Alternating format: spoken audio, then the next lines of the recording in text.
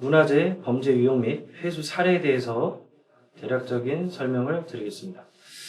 앞선 2장에서 언급했던 바와 같이 문화재 범죄 행위는 문화재법 제90조 모가 수칠 등의 죄와 제92조 손상 또는 은닉 등의 죄로, 그리고 매장문화재 보호 및 조사에 관한 법률 제31조 도굴 등의 죄가 대표적인 문화재 범죄 벌칙조항으로 알아보았습니다.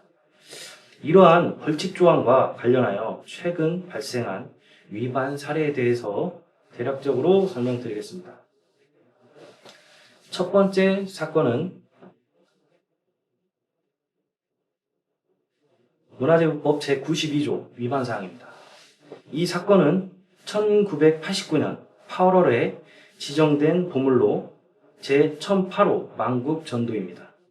도난 일시는 1993년으로 되어 있는데 도난 신고는 2017년 1월이 돼서야 접수가 되었습니다.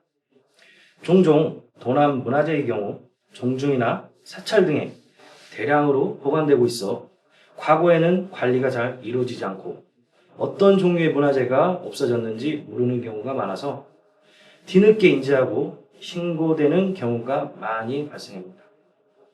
만국전도 도난 사건의 경우도 같은 경우라고 볼 수 있는데요. 당시 사범 단속반에서는 2017년도 1월 자체 첩보를 입수하고 전국에 있는 문화재 매매업 종사자 및 문화재 사범 대상으로 유통경로 파악 중에 불법 소지자가 특정이 되고 수사에 급물살을 타면서 마침내 불법 소지자에 대한 인적사항이 파악하게 되었습니다. 이후 불법 소지자에 대한 자택 및 운영하는 식당을 압수수색하여 도난 만 26년 만에 보물제 1008호 만국전도 포함 문중 전정류 116책을 전량 회수하는 성과를 거두었습니다.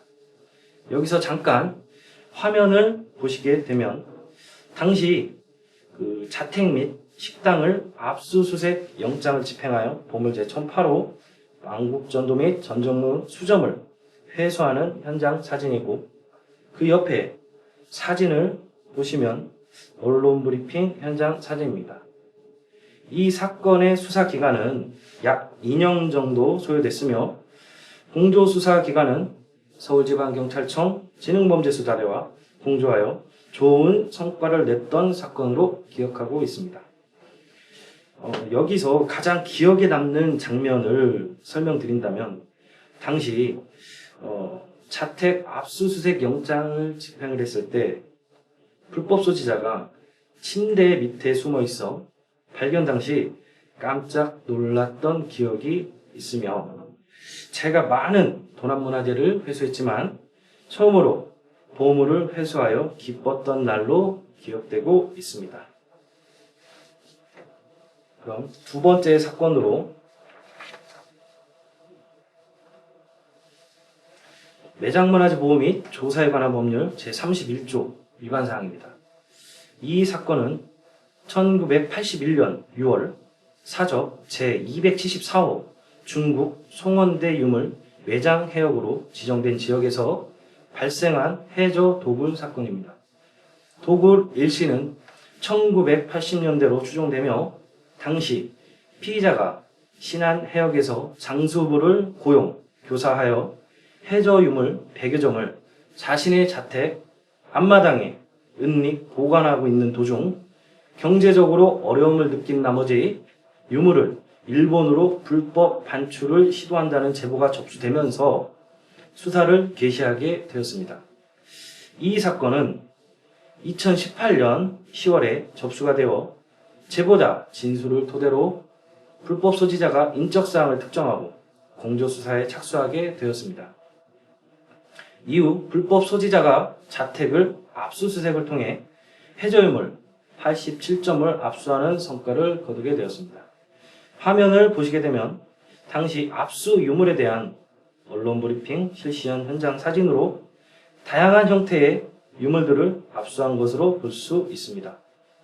이 사건의 수사 기간은 약 1년 정도 소요됐으며 공조 수사 기관은 대전지방경찰청 광역수사대와 공조하여 좋은 성과를 냈던 사건으로 기억하고 있습니다.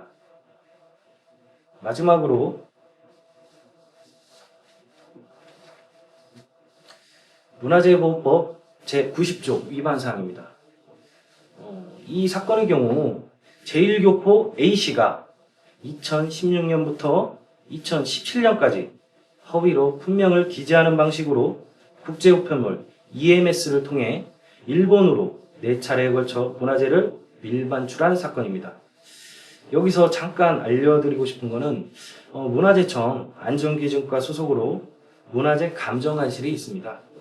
문화재 감정관실은 전국 공항이나 항만에 배치되어 우리 문화재가 불법으로 반출하지 못하도록 최일선에서 근무하고 있는 문화재 감정위원들로 문화재 감정관실 현황으로는 전국 18개소를 전국 항만이나 공만에서 운영하고 있습니다. 이 사건의 경우 2017년 10월 인천 우체국 문화재 감정관실에서 최초 적발되면서 이전에 밀반출되었던 범죄 사실까지 드러났던 사건입니다. 이후 제1교포 A씨에 대한 조사를 통해 4차례에 걸쳐 밀반출되었던 공예품 등 문화재 32점 전량을 일본으로부터 다시 회수하는 성과를 거뒀으며 해외로 반출되어 다시 국내로 회수되는 첫 사례라고 볼 수 있어 매우 뜻깊은 사례라고 볼 수 있습니다. 사진을 보시게 되면 다양한 형태의 공예품들을 볼 수 있으며 이 사건의 경우도 수사기간은 약 1년 정도 소요된 것으로 알고 있습니다. 이 사건의 경우도 공조수사기관은 대전지방경찰청 국제범죄수사대와 공조하여 좋은 성과를 거뒀던 사건으로 기억하고 있습니다.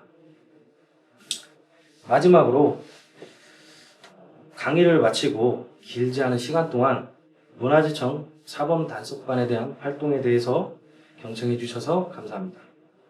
끝으로 문화재청 사범단속반을 이끌어가는 반장으로서 소중한 우리 문화재를 안전하게 지킬 수 있도록 최선의 노력을 다할 것이며 오랫동안 문화재 파수꾼으로서 기억될 수 있는 바람으로 강의를 마치도록 하겠습니다.